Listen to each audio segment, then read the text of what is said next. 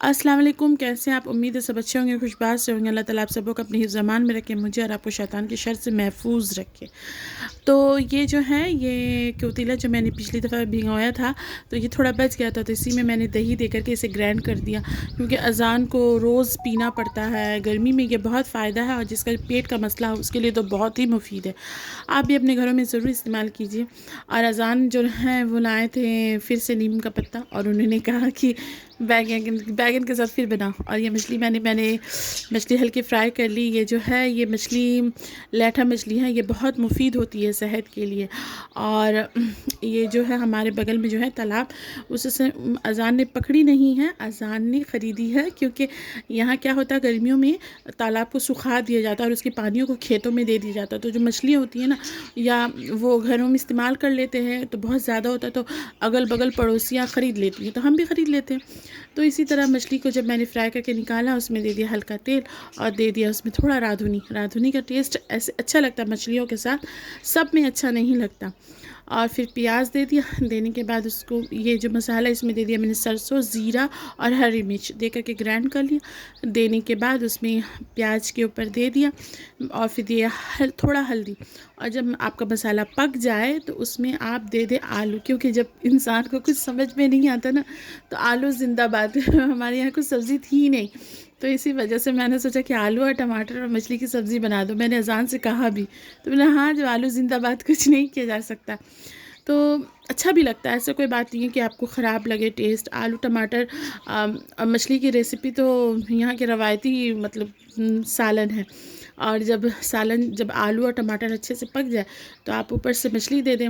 ये जैंतो माछ झोल जो है ना, ये गर्मी के लिए बहुत मुफीद है। आप भी अपने घरों में बनाएं, और शोरबा जो है थोड़ा पतला रखें, हल्का रखें, मसाला हल्का दें, तो ये बहुत अच्छा, बहुत सेहत के लिए बहुत कारआमद है।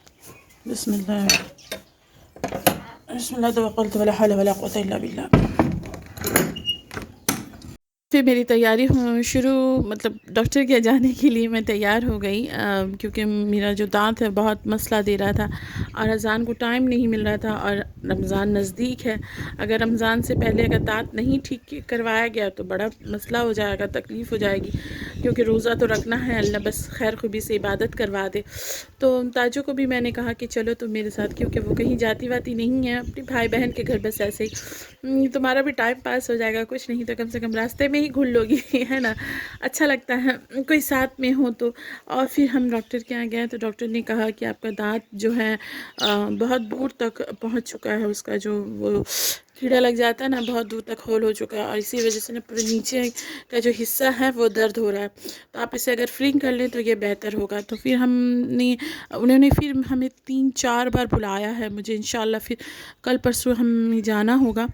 और फिर अज़ान जो है वो तो उनकी अपनी घर वापस जब हम आए, तो अहीद बहुत बदमाशी कर रहा था। अहीद, हमारे मोहल्ले में मेला लगा है, तो हम जाते नहीं हैं कभी मेले में। हम मेरे यहाँ आते हुए 14 साल हो गया, मैं कभी नहीं गई, और अयाज़ को भी कभी लेकर के नहीं गई। लेकिन अहीद जो है वो बदमाशी कर रहा था। और अयाज़ अज़ान की ये हालत देखिए, ये जो है ना, ये हमारे घर में कोई बड़ी दावत नहीं है कोई अगर देखे तो सोचेगा बहुत बड़ी दावत है, नहीं, ये बकरियों के लिए है। अज़ान जो है ना, वहाँ पर जैसे कि मैंने आपको पिछली दफ़ा भी बताया था कि वहाँ सब्ज़ियाँ बहुत सस्ती मिलती है, जहाँ डॉक्टर क्लिनिक है, तो वो ना बोरी साथ में लेकर के कहते बस्ता, कहाँ बकरी का सामान सस्ता मिल जाए तो वो ले लें। और फिर आते साथ ही उन्होंने रेस्ट नहीं लिया, बस बैठ गए उसे काटने के लिए, क्योंकि सुबह मुझे देना होगा ना, और वो तो सुबह चले जाएंगे डॉक्टर क्या, सॉरी गाड़ी चलाने के लिए। तो मैं अपने ब्लॉग को यहीं एंड करूँगी। दुआ में याद रखिएगा। अल्लाह हाफिज़।